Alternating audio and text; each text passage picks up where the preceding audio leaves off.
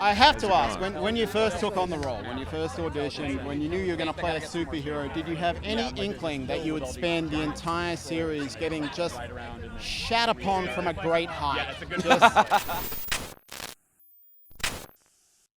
That's why I signed on, actually. No, I had no idea. I mean, you know, the scene that sort of made him an asshole in the first season, you know, it wasn't really, I didn't know that was going to be in there, and then it was like, let's see how much we can put him through. I mean, season 3 they really put me through the grinder, but it's a blast. I mean, it's a lot of fun, like getting to play like the gray area. Obviously, there's a lot of, you know, issues with the deep. He's sort of this deep well of insecurity, which is funny and like kind of pathetic and weird. And I love the curveballs they throw, you know, with like Lucy the Whale and mushroom trips, you know, with the Church of the Collective. It's always a surprise cracking open the script. So yeah, it's great.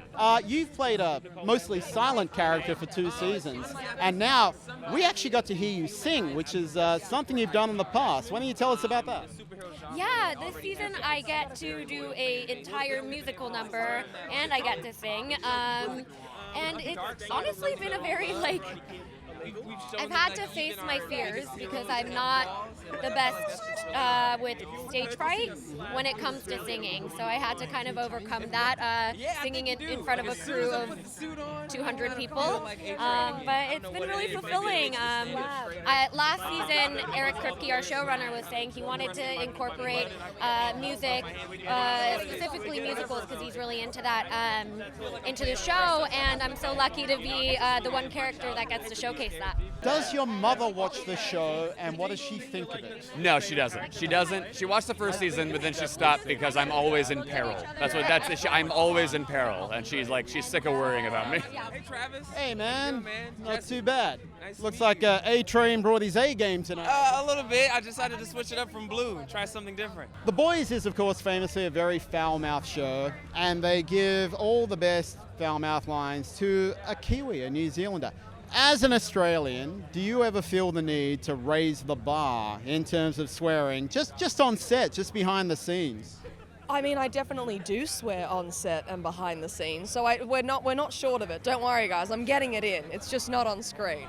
I don't think my character would. I don't think she needs to resort to that. I think she's pretty strategic and chill. She doesn't swear a lot. How have you been enjoying this season? Like, what's been your favorite thing so far? Honestly, I think finally being able to display what makes A-Train tick is kind of my favorite thing. We've seen him like put on a front quite a bit the past 2 seasons, but now this season finally he's like peeling back some layers himself and like really showing people like what's on the inside. I like that. But normally, of course, your character doesn't speak. How do you find as an actor playing a character who doesn't have that tool in their box? You know, you don't get to use your voice. Like, what kind of challenge is that?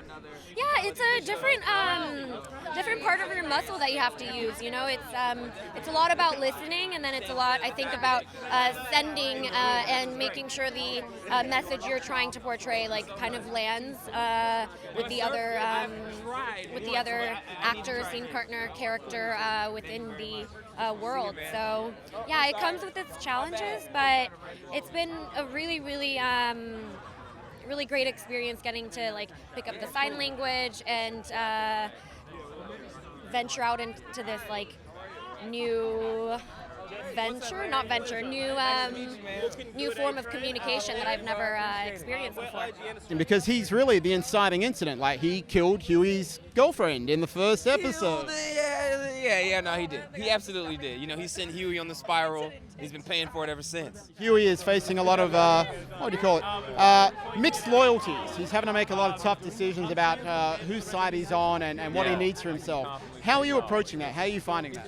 I just loved that this season we got to play around with Huey and see different sides of him, some sides that weren't altogether likable, which I really enjoyed playing because, you know, I think a character's relatable when they have flaws, and not that Huey is without his flaws, but I liked seeing him explore kind of the darker sides of his personality, because we all have that. We all have parts we don't like about ourselves, and I think it's all about, you know, how you deal with them and how you manage them that makes you a good person or not. So it was really cool for me to kind of explore, you know, Huey's darker side. I thought that was really, really cool. Now, your character is sort of nominally normal, shall we say, and this is a pretty wild show, but are you going to get to do some of the craziest stuff as the series progresses?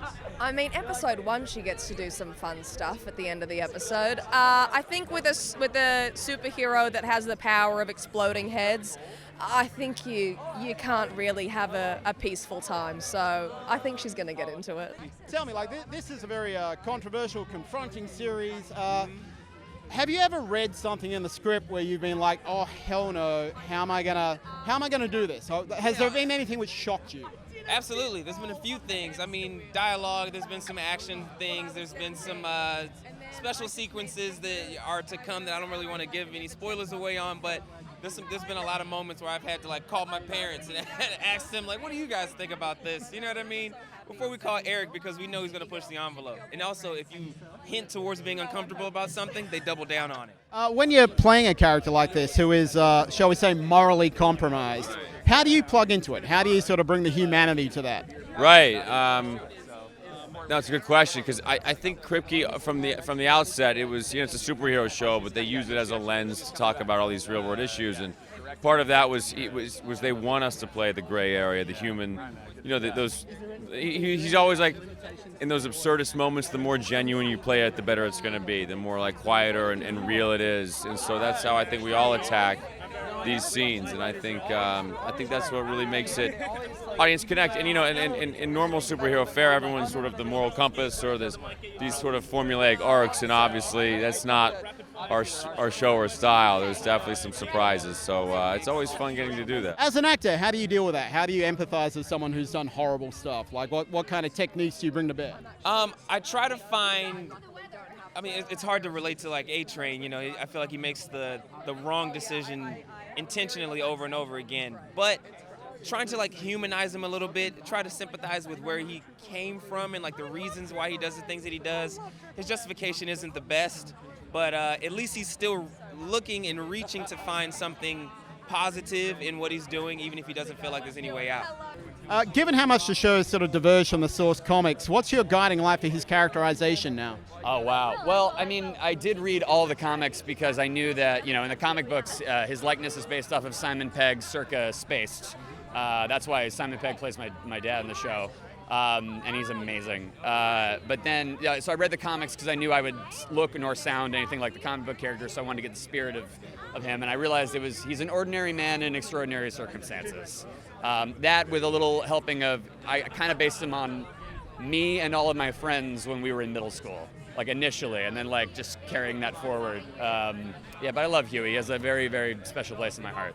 Is it a bit weird that a show which is kind of about a multinational corporation using the media to manipulate people to their own ends, it's on Amazon? No, that's not weird at all. What are you guys talking about?